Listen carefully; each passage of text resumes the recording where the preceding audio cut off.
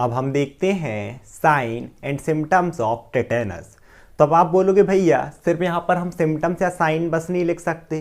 तो बिल्कुल, अगर आप सिर्फ सिम्टम्स बस भी लिख दोगे या सिर्फ साइन भी लिख दोगे तब भी चल जाएगा। लेकिन मैंने दोनों इसलिए लिखे क्योंकि इन दोनों में एक छोटा सा डिफरेंस होता है। जो सिम्टम्स होता है दैट इज सब्जेक्टिव, मीन्स ये सिर्फ सब्जेक्ट ही एक्सपीरियंस कर रहा। फॉर एग्जाम्पल, एक पेशेंट है, अगर उसका सिर दर्द कर रहा तो वो सिर्फ पेशेंट ही बता रहा। या फिर किसी एक पेशेंट में नौसिया की फीलिंग हो रही है, नौसिया का मतलब होता है ना, वो एक फीलिंग होती है डिस्कम्फर्ट की, फीलिंग ऑफ वोमिटिंग, ये सिर्फ पेशेंट ही बता सकता, हम देख के पता नहीं कर सकते। दूसरी तरफ है हमारा sign, that is objective experience, means इसे हम ऑब्जेक्ट को देखकर, हम पेशेंट को देखकर बता सकते हैं। बोलोगे भैया कोई एग्जांपल? जैसे कि स्किन रैशेस, अगर पेशेंट में स्किन रैशेस हैं हम देख सकते हैं भाई स्किन इन्फेक्शन है। इसके अलावा फीवर हम छू के पता कर सकते हैं, हम टेम्परेचर चेक कर सकते हैं। तो ये होते हैं साइन, आप कुछ भी लिख दो चल जाएगा। आगे देखते हैं जो फर्स्ट सिम्टम्स है दैट इज मसल स्पाज्म। ये तो हमने इंट्रोडक्शन ही देख लिया कि टेटेनस हमारी जो मसल्स है बॉडी की सब में स्पाज्म कॉज करेगा। मीन्स एक इनवॉलेंट्री कॉन्ट्रैक्शन आप बोल दो, एक टाइटनेस बोल दो, और एक कैसी रहेगी, पेनफुल, है ना, टाइटनिंग ऑफ द मसल।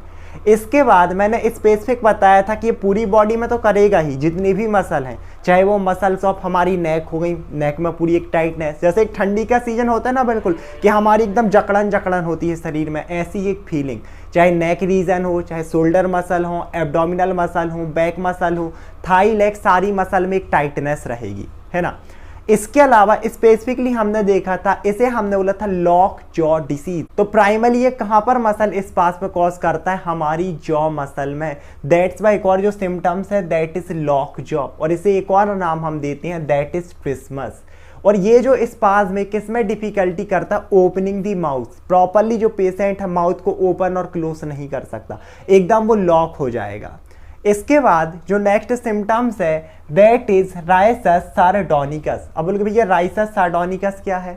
इसको आप बहुत ही सिंपल में बोल सकते हो फेशियल स्पाज्म हो जाना, कि जो हमारी फेस की मसल है वो एकदम फिक्स्ड हो जाएगा आपका फेस।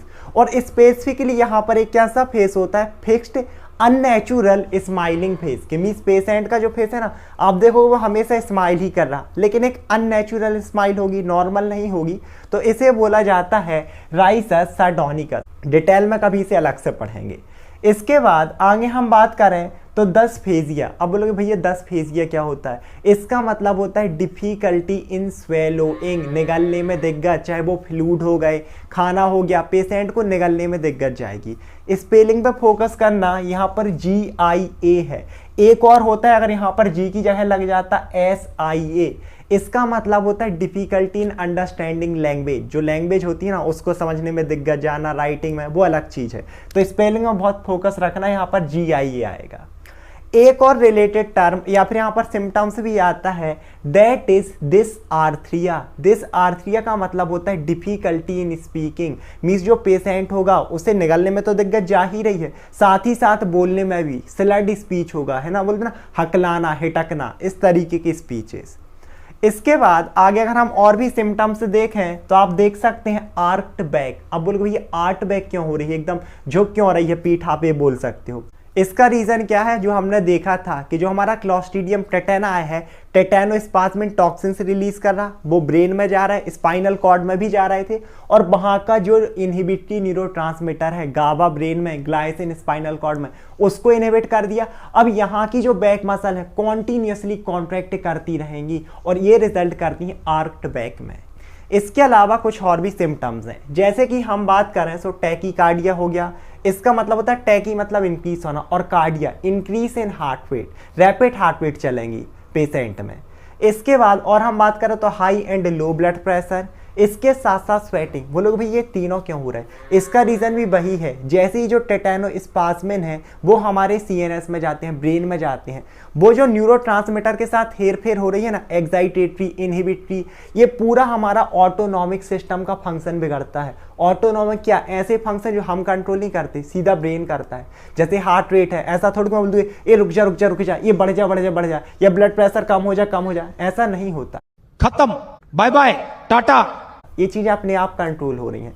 तो कौन कंट्रोल कर रहा था? ब्रेन। और यहाँ तो ब्रेन की फंक्शनिंग बिगड़ी हुई है एक्साइटेटरी इनहिबिटरी में, इसीलिए कई बार ब्रैडीकार्डिया है ना, means decrease in heart rate, tachycardia increase in heart rate, high blood pressure, low blood pressure, आप हाइपरटेंशन हाइपोटेंशन बोल सकते हो, साथ ही साथ एक्सेसिव स्वेटिंग मिलती है।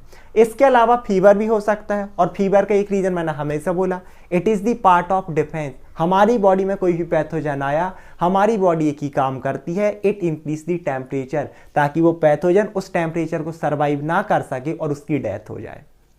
इसके बाद आगे अब हम बात करते हैं कुछ कॉम्प्लिकेशंस की, कि सिम्टम्स तक तो ठीक था, पेशेंट झेल रहा था, सीवियर क्या चीजें हो सकती हैं। पहला जो है दैट इज रेस्पिरेटरी फेलियर।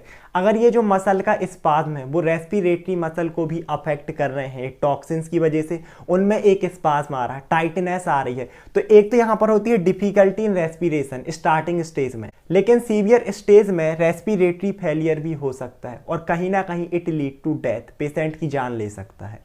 इसके बाद है एस्पिरेशन निमोनिया। अब निमोनिया तो आप लोग आसान भाषा में समझ सकते हो कि भाई हमारे लंग्स में इन्फेक्शन हो रहा, इन्फ्लामेशन हो रहा, लेकिन एस्पिरेशन क्यों? और इसका रीजन है dysphagia, means difficulty in swallowing, क्योंकि पेशेंट को खाने में दिक्कत हो रही है। अब पेशेंट नॉर्मल खाना खा रहा था तो उसके फूड पाइप में जा रहा था, कोई दिक्कत नहीं, क्योंकि यहाँ डिफिकल्टी है। समटाइम्स जो कुछ हमारा फूड है, जो उसके कुछ पार्टिकल्स हैं, वो हमारे एयर पैसेज मीन्स लंग्स में पहुंच जाते हैं, और जैसे ही वहां जाएंगे वो वहां पर कॉज कर देंगे इन्फ्लामेशन, और इस वजह से जो निमोनिया होगा दैट इज एस्पिरेशन निमोनिया। इसके बाद आगे अगर हम बात करें तो ब्रोकन बोन्स, बोन टूट सकती हैं। बोलोगे भैया क्यों? क्योंकि ये जो मसल स्पाज्म हमारी पूरी बॉडी में हो रहा, अगर बहुत ज़्यादा सीवियर होता है, बहुत ज़्यादा टाइटनेस आती है, तो ये बोन को भी ब्रेक कर सकते हैं। इसके बाद अब हम आगे देखते हैं टाइप्स ऑफ टेटेनस। बोलोगे भैया एकदम आप उल्टा बता रहे हो, टाइप्स आप हमेशा पहले बताते हो, आज आपने सिम्टम्स, कॉम्प्लिकेशन, पैथोजेनेसिस, उसके बाद टाइप्स। इसका रीज़न है, मैं अगर शुरू में आपको इसके टाइप्स बताता ना तो आप समझ ही नहीं पाते, क्योंकि हमने पूरा टेटेनस समझा, देखा कि कैसे स्पाज्म कॉज कर रहा है, कैसा पैथोजेनेसिस है। अब आपको इसके टाइप्स बहुत इजीली समझ में आएंगे। जो पहला टाइप है that is generalized tetanus, general आप समझ लो, जो हमारी पूरी बॉडी में मसल का स्पाज्म कॉज करेगा, क्योंकि मेनली यही है टेटेनस, मसल स्पाज्म जो कॉज करे, तो ये हमारी पूरी बॉडी की मसल में, it involve all muscle, neck muscle हो गई, शोल्डर मसल हो गई, हमारी बैक की मसल्स हो गई, लेग मसल हो गई, सारी मसल में स्पाज्म। दूसरा जो टाइप है दैट इज लोकलाइज्ड टेटेनस, एक स्पेसिफिक लोकल एरिया में। मान लो हमारा जो बैक का एरिया या फिर लेग का रीजन ले लो आप, कि आपको घुटने में एक चोट लगी, अब स्पेसिफिकली उस एरिया में क्या गया, क्लॉस्ट्रीडियम टेटेनाई, सॉइल के थ्रू, मैन्योर के थ्रू, तो वहाँ की जो मसल है, लोकल मसल, सिर्फ वहाँ पर अगर स्पाज्म कॉज करता है, दैट इज लोकलाइज्ड टेटेनस। और ये क्या होता है, आप बोल सकते हैं बहुत ज़्यादा सीवियर नहीं है, लेकिन हाँ अगर आपने बोला कि यार ये तो ज़्यादा सीवियर नहीं है, आपने से हल्के में ले लिया कि छोड़ो हमें कोई ट्रीटमेंट नहीं करवाना, तब ये क्या कर सकता है, it can lead to generalized tetanus. ये जनरलाइज्ड टेटेनस पूरी बॉडी में स्पाज्म कॉज कर सकता है, रेस्पिरेटरी फेलियर, पेशेंट की जान भी ले सकता है। इसके बाद जो नेक्स्ट है that is cephalic tetanus. Cephalic निकला, सेफेलस हो गया, एनसेफेलॉन हो गया, पूरा हमारा ब्रेन और क्रेनियल कैविटी से रिलेटेड। तो ये क्या करता है, मेनली हमारी क्रेनियल नर्व को अफेक्ट करता है। तो सबसे ज़्यादा जो हेड हो गया, फेस हो गया, नेक हो गया, यहाँ पर हमें इस पास में देखने के लिए मिलेगा। जो नेक्स्ट टाइप है that is neonatal tetanus. Neonatal, neo मतलब नया समझ लो, नेटल हमेशा रिलेटेड होता है इन्फेंट से, फीटस से, है ना, specifically infant means new born baby. तो अपन ने ट्रांसमिशन देखा था ना, मदर से किस में जा सकता है, फीटस में या फिर न्यू बॉर्न में, इन्फेंट आप बोलते हो जो न्यू बॉर्न बेबी है। अब एक किस वजह से होगा, जो बेबी होता है न्यू बॉर्न बेबी, आपने देखा होगा कि हमारे बेबी और मदर के बीच में एक कनेक्शन होता है, प्लेजेंटा, लेकिन जब भी बेबी का बर्थ होता है आपने देखा होगा एक कॉर्ड काटी जाती है, इसे हम अम्बलाइकल कॉर्ड बोलते हैं, लेकिन उसका छोटा सा एक टुकड़ा बेबी की बैली में अभी भी रहता है, इतना छोटा सा टुकड़ा, जिसे हम बोलते हैं अम्बलाइकल सिलम्स। अब होगा क्या, अगर उस सिलम्स को या तो ऐसे इंस्ट्रूमेंट से काट दिया गया है जो नॉन स्टेराइल है, प्रॉपर साफ नहीं है, उसमें खुद ही क्लॉस्ट्रीडियम टेटेनाई के स्पोर्स हैं, तब वो कहीं ना कहीं उस बेबी में क्या कर सकते हैं, टेटेनस डेवलप।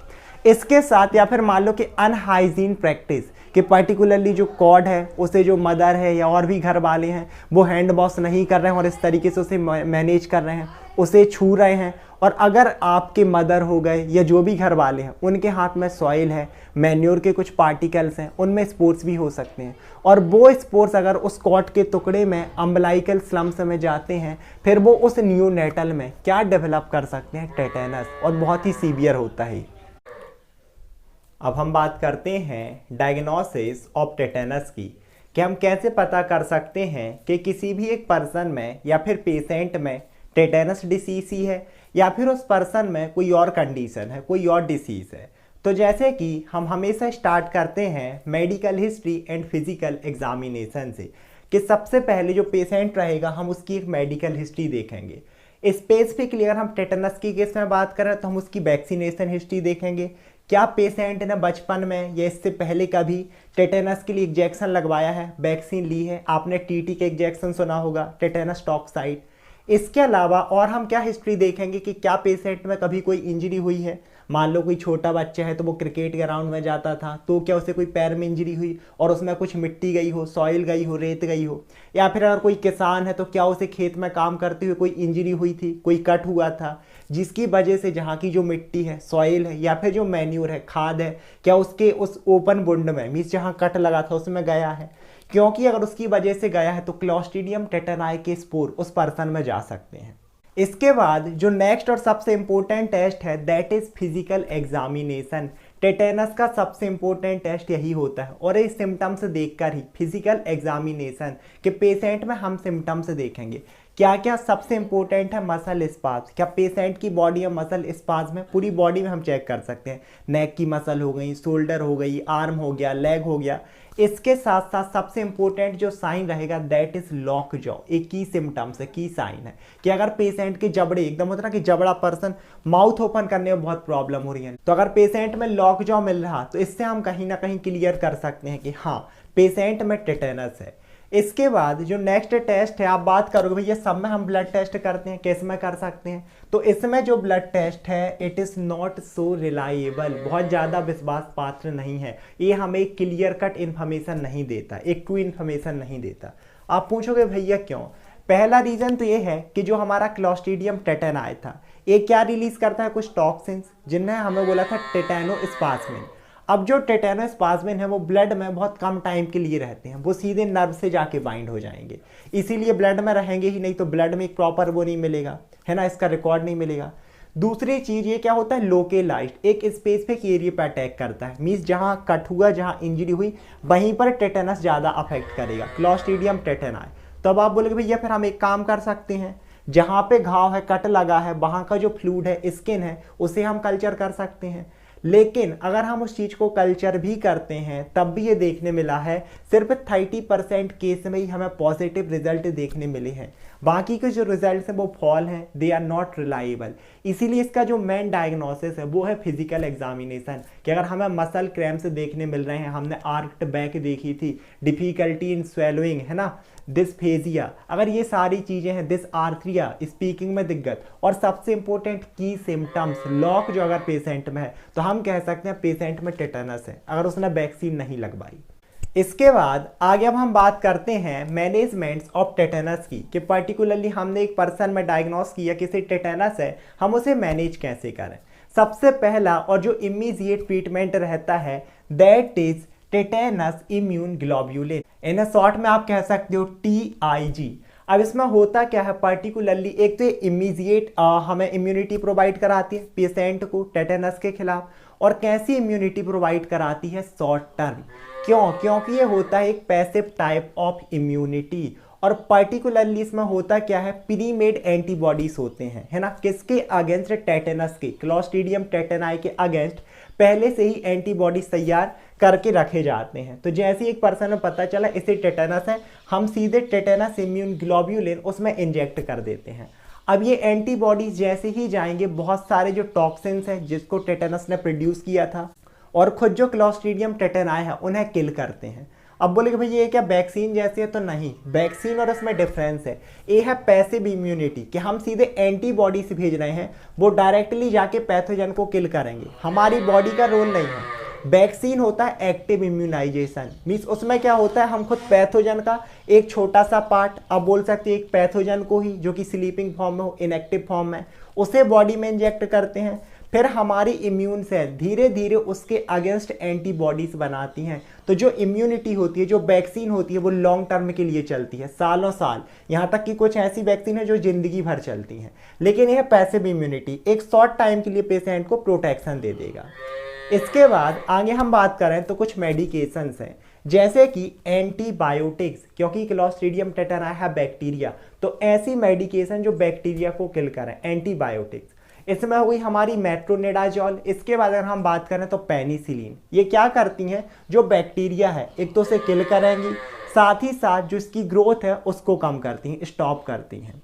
इसके बाद कुछ और भी मेडिकेशन है, जैसे कि मसल रिलैक्सेंट। अब इनका नाम ही इंडिकेट कर रहा, ऐसी मेडिकेशंस जो मसल को रिलैक्स करेंगी, क्योंकि हमने टेटनस में देखा था ना, मसल स्पास, चाहे हमारी नेक की मसल हो, शोल्डर की हो, बैक की हो, लेग की हो, थाई की हो, सारी जो मसल थी उनमें एक स्पास मारा था, एक टाइटनेस आ रही थी, इनवॉलेंट्री कॉन्ट्रैक्शन, हम चाह भी नहीं रहे तब भी कॉन्ट्रैक्शन था। तो स्केलेटल मसल रिलैक्सेंट या फिर मसल रिलैक्सेंट ये क्या करती हैं, उन मसल को एक टेम्पररी टाइम के लिए रिलैक्स करेंगी, और अगर मसल रिलैक्स होंगी तो हमें पेन से भी रिमूवल मिलेगा।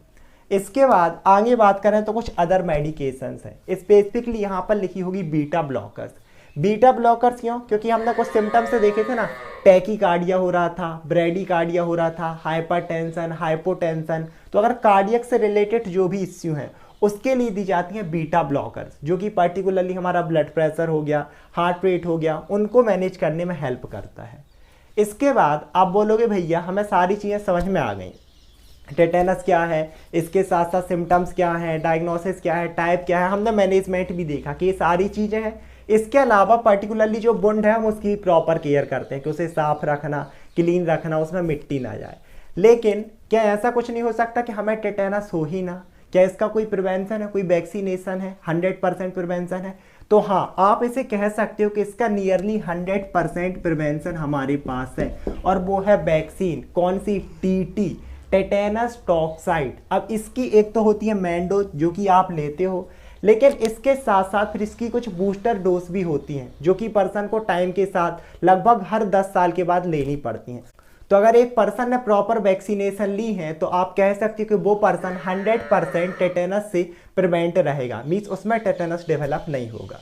So it's all about the tetanus. I hope आप लोग को वीडियो समझ में आया होगा। प्लीज़ इसे अपने दोस्तों के साथ शेयर करें, वीडियो को लाइक करें एंड चैनल को सब्सक्राइब करें। Thank you so much for watching.